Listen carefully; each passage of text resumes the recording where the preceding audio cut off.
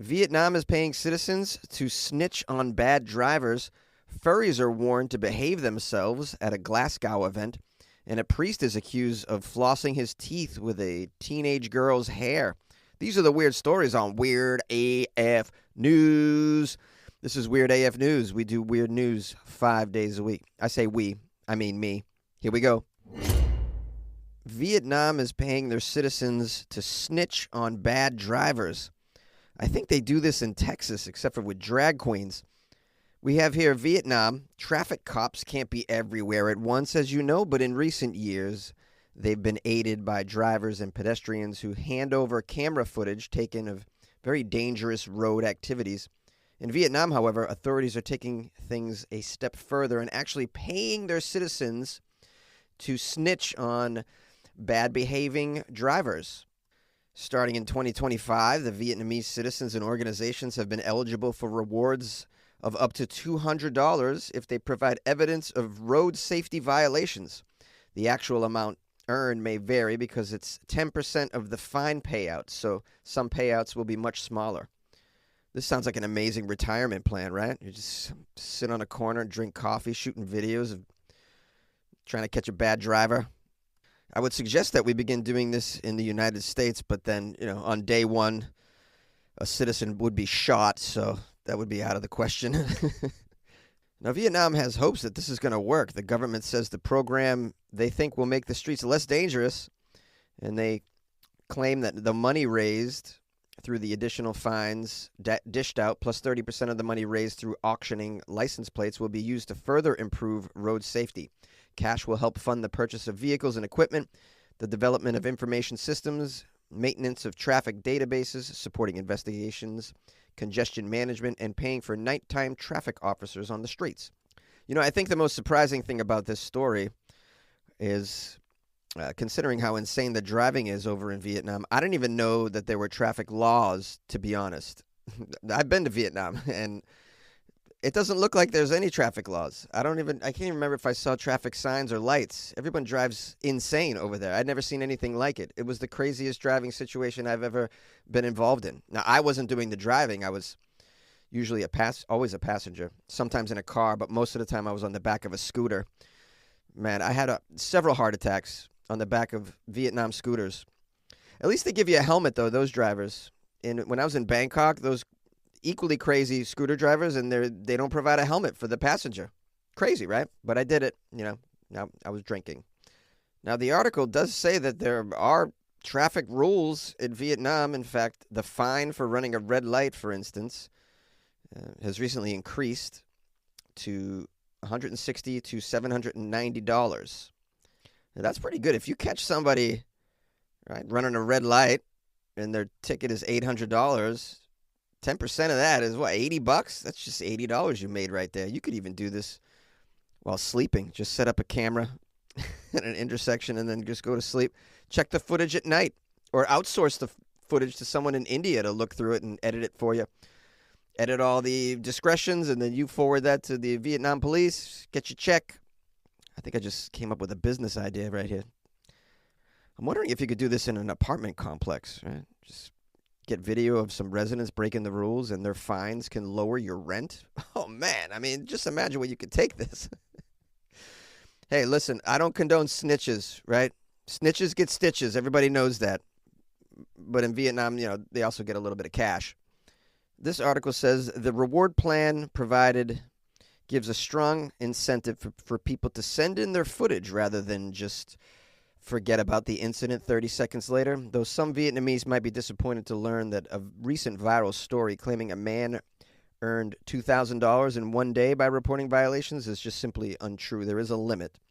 Yet there's something rather grubby, it says, about the whole idea of paying people for this information, but it sounds like Vietnam needed to take radical action. The police there are battling against drivers regularly speeding, running red lights, driving on the wrong side of the road, reversing on highways, and generally causing mayhem. I recall one of my scooter drivers in the middle of traffic was like, screw it, and just took me onto the sidewalk. We were on the sidewalk for a little while. I'm telling you, it's insane. There is sort of a moral gray area here. I don't know where you guys fall on the side of Should citizens be snitching on other citizens, and should they be rewarded for doing so? I mean, shouldn't the government really do their job at the end of the day? But in this instance, they're clearly overwhelmed. I don't know. What do you guys think about this? If you were paid to snitch on some bad drivers or even people parking illegally, would you do it for a few bucks? Call the show 646-450-2012 or email me funnyjones@gmail.com. Furries are being warned not to abuse other species at a Glasgow event. People who identify as animals, also known as furries, have been warned not to discriminate against other furries on account of their species at an event that's coming up this weekend.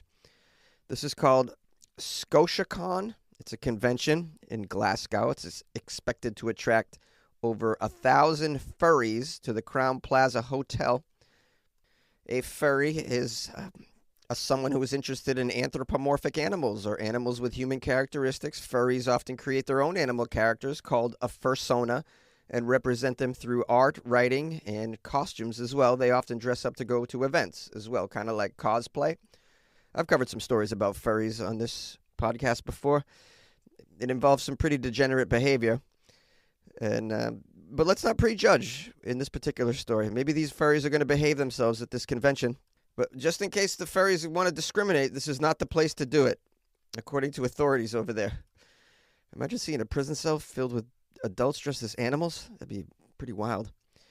It says, its code of conduct at this convention warns that, quote, harassment of any kind is not tolerated, which includes race, gender, sexuality, or, quote, the species of someone's fursona. Guests are also warned against exhibiting artworks depicting pedophilia, described as cub porn, or humans having sex with animals. All right. Is this enough internet for the day? Asking for a friend. The organizers said, quote, we are aware that this is a difficult rule since the actual age of drawn characters is open to interpretation, especially where they are in a cartoon style. Oh, I guess they're talking about the artworks that are going to be exhibited. Don't depict any cub porn. Never heard of cub porn. Have you guys heard of cub porn? I'm not trying to kink shame, but this seems a little pathological on some level. Okay, all right, hey. Whatever makes you happy, just keep the cub porn to a private venue is all I ask, because I don't think I want to see that.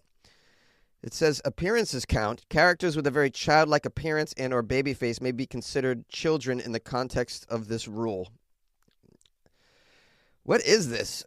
Can someone explain this to me? I mean, I've been doing a weird news show for several years, and I'm a little confused. Now, this particular event has been going on for a while. It began in 2011 and has grown from a few dozen attending to 1,170 furs last year. Tickets cost from €45 up to €500 with hotel accommodations. The code of conduct for artworks also states no zoophilia, no bestiality involving humans or largely human-like characters. What? Imagine getting this in your guidebook when you're going to a convention. It kind of makes me want to go just to see what kind of shenanigans this is all about. I'm unfamiliar with this world. I will say I have a certain fear of adults dressed as animals because as a young child, the first time I ever went to Disney, I broke away from my family and I was kind of wandering around and I ended up finding myself behind some bushes, and it was a very traumatic experience. I witnessed Goofy humping Mickey, and I've never been the same now. Every time I see a Disney character or a furry, I get a little triggered. That's all a lie, by the way. I'm just trying to be entertaining. Now, this convention wants you to know that other species trending sexual activity is generally allowed. Not sure what that is. Also says toilet-related activities are highly discouraged. Toilet-related activities are highly discouraged. What does that mean? No one can use the restroom? This includes scat, water sports, adult diapers in use, and vomit. These are the rules, guys. it makes me question, why is a hotel allowing this? I mean, if there's a chance that throw up in adult diapers being used, water sports, I mean, we can imagine what that is, right? If there's a chance that this community would do something like this on your property, I don't understand why you would even allow it. They must be paying a very heavy fee and have great insurance. Imagine calling your insurance broker and being like, "Hey, do we cover scat?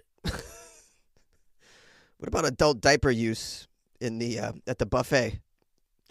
It also says here another rule is delegates are not allowed to come to the convention dressed in, quote, fetish gear, such as anatomically correct, quote, costumes, jock straps, or exposed buttocks. However, dog collars, leather wristbands, and accessories used in an innocent context, such as a dog harness that is part of a sled dog costume, are permitted, guys. So you can come in your dog harness with all your friends tied up. Sled dog costumes are okay, it seems. Good news. Does it say anything about biting? What about that? I mean, that should be a concern when you're at a furry convention. A little squirrel might bite you on the kneecap. It says here, academic studies have disclosed the tensions within the furry community.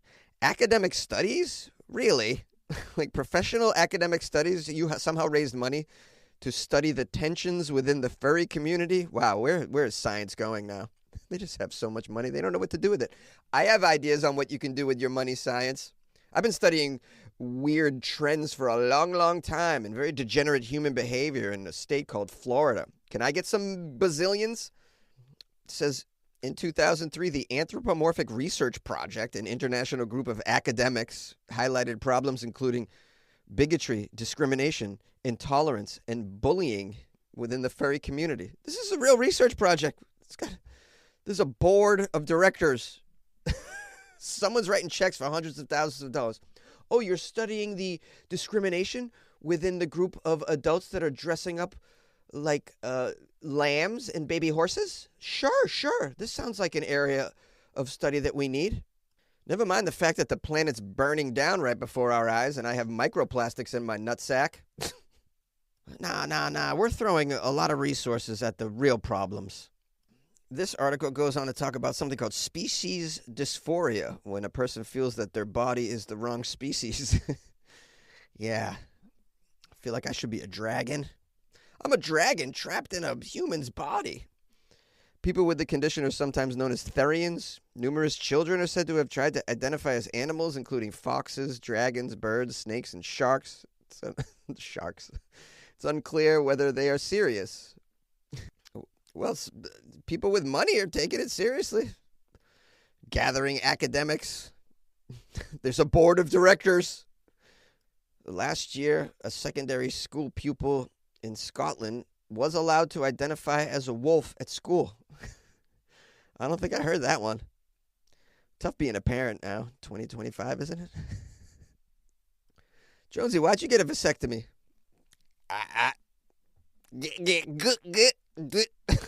Well, isn't it obvious? I don't think I could live with myself if I had a child that then spent thousands of dollars on a donkey costume and then hundreds of dollars to go to a convention to then be racist towards someone in a rabbit costume. How do you parent that? Yeah. Guys, keep your loved ones close and your pets closer. Still getting around to that fix on your car? You got this. On eBay, you'll find millions of parts guaranteed to fit. Doesn't matter if it's a major engine repair or your first time swapping your windshield wipers. eBay has that part you need, ready to click perfectly into place for changes big and small. Loud or quiet, find all the parts you need at prices you'll love. Guaranteed to fit every time. But you already know that. eBay. Things, people, love. Eligible items only. Exclusions apply. A priest has been accused of flossing his teeth with a teenage girl's hair and growling at her. Okay, now that's enough internet for today, guys, right? I think we can stop right here. We have a priest in Detroit who apparently also bills himself as an exorcist. He was charged in this incident in which he allegedly flossed his teeth with the hair of a teenage girl. Well, I mean, I think 9 out of 10 dentists do approve of a daily flossing regimen. So maybe where this guy lives, there's a floss shortage. Yeah, maybe they don't even sell those little picks either. I mean, let's not prejudge this priest that flossed with a girl's hair. Maybe there's a good reason for it. No, there isn't. And why is he growling? Oh, God, there's so much to unpack here. We have Reverend Carlos Martins. He surrendered to the police and is facing a misdemeanor battery charge that could land him in jail for up to 1 year. That's it? Just a year? Growling at people and using their hair as floss? This guy needs to be put away. Maybe not in jail. He needs a hospital. Needs help. Carlos is a traveling priest, they say, and happened to be in Illinois. While there, he allegedly approached the 13-year-old girl about her hair and asked if she ever flossed her teeth with her own hair. Strange pickup line. I never thought to use that on a dating app. Love your hair. Do you ever floss with it? You also have amazing eyelashes. Look tasty. You ever put them on a salad? So this guy Carlos apparently asks the girl if she's ever flossed her teeth with her own hair. He then picked up some of her hair, and then you know what happened afterward. Put it right in his mouth and made a flossing motion. And then a short time later, it says Carlos sat in a pew behind the girl and began growling at her. This guy needs an exorcist himself. You're in big trouble if the exorcist needs an exorcist. According to the police report, the girl's 13 years old, and there were witnesses who claimed to have seen the incident happen. This guy did it in front of people. That's how insane this person is. Carlos currently lives and works at the Companions of Cross Church in Detroit. Representatives of the church have confirmed he is unable to work with the public while the court case unfolds. He's also the star of the podcast The Exorcist Files and recently released a book under the same name. Anybody heard of this? The Exorcist Files podcast. Wow, even the clergy have podcasts these days. What is this world coming to, guys? Did anybody check and see if he also has a oral hygiene podcast? He seems to know something about it. Episode 9. Flossing your teeth on a budget. All right. This episode is brought to you by Progressive Insurance. Do you ever find yourself playing the budgeting game? Well, with the Name Your Price tool from Progressive, you can find options that fit your budget and potentially lower your bills. Try it at Progressive.com. Progressive Casualty Insurance Company and Affiliates. Price and coverage match limited by state law. Not available in all states. Just remember it's weird news and it'll be all right. Beep. Hi, my friends, and thank you for spending some time with your buddy Jonesy in the Weird AF News podcast. There's a billion podcasts out there, so I just want you to know I don't take your listenership for granted. And 5 days a week, I try and put out the best show that I possibly can, given my my production limitations. So this is a one man in a closet, but we're putting it out there. Thanks to everyone who sent me articles. You can always email me, funnyjones@gmail.com, or you can send them in my DMs on Instagram @funnyjones. I want to give a shout-out to Bella from Minnesota, big-time supporter of the show, has bought me many, many, many coffees. Just a really sweet listener that we have here, and she wrote me a note. Buying you coffees, Jonesy, just because. But buy a Guinness instead, and I'll cheers you. Your loyal Minnesota listener, Bella. Isn't that sweet? Yes, I do enjoy Guinness, so I will most likely spend this on Guinness. I have to now because you've ordered me to do so. Isn't it terrible when someone orders you to drink a Guinness? Oh, the torture that she puts me through. Oh, where do I begin? What next, Bella? Are you going to demand I eat tiramisu? Oh, the torture. Now, listen, I'm going to keep this brief. If you guys would like to buy me a coffee or support the show in any way whatsoever, you can go to the official website, weirdafnews.com. And I hope you will. And I'll see you tomorrow.